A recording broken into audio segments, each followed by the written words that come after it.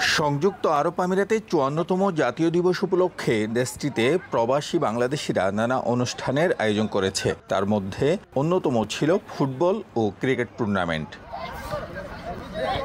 আজমানে বাংলাদেশি তৈরি পোশাক আমদানিকারকদের ক্রীড়া সংগঠন ব্রাদার্স স্পোর্টিং ক্লাব আয়োজিত এই ফুটবল টুর্নামেন্টের ফাইনাল ম্যাচ অনুষ্ঠিত হয়।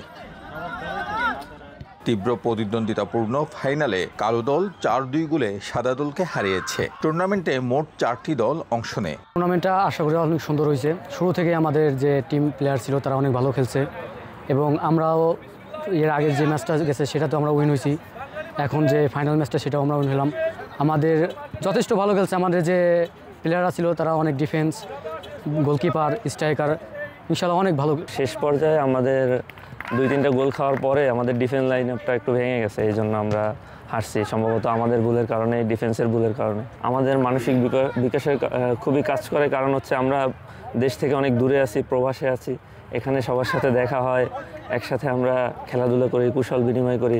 ফাইনালে সেরা পারফরমেন্সের ভিত্তিতে ম্যান অব দ্য টুর্নামেন্ট নির্বাচিত হন বিজয়ী দলের Mohammad Rana. Man of the match নির্বাচিত হন রানার আপ দলের আক্রমণভাগের খেলোয়াড় রকিবুল ইসলাম পিয়াস।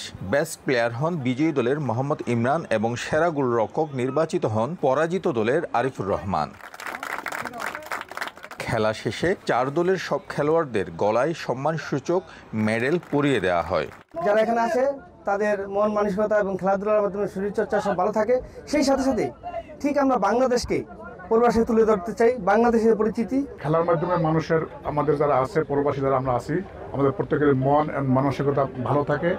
মন মানসিকতা ভালো থাকলে কি হয়, কামাই রুজি, বিজনেস বা যারা কর্মজীবী আছে তাদেরকে খুব ভালোভাবে করতে পারে। খেলাধুলার আসলে বিকল্প নাই।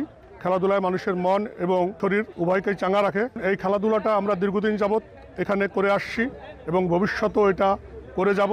আমরা এখানে প্রবাসী সত্ত্বেও এদেশের সমস্ত দিবসগুলিতে আমরা আমাদের বাঙালি কমিউনিটির মাধ্যমে সেলিব্রেট করি। টুর্নামেন্ট শেষে আয়োজক কমিটি জানান, ইউএইর জাতীয় দিবসকে সম্মান জানাতেই এই আয়োজন। পাশাপাশি প্রবাসী বাংলাদেশিদের মধ্যে শরীর চর্চার প্রতি আগ্রহ বাড়ানো, মানসিক প্রশান্তি বৃদ্ধি এবং অপরাধ প্রবণতা হ্রাস করাও ছিল টুর্নামেন্টের অন্যতম উদ্দেশ্য।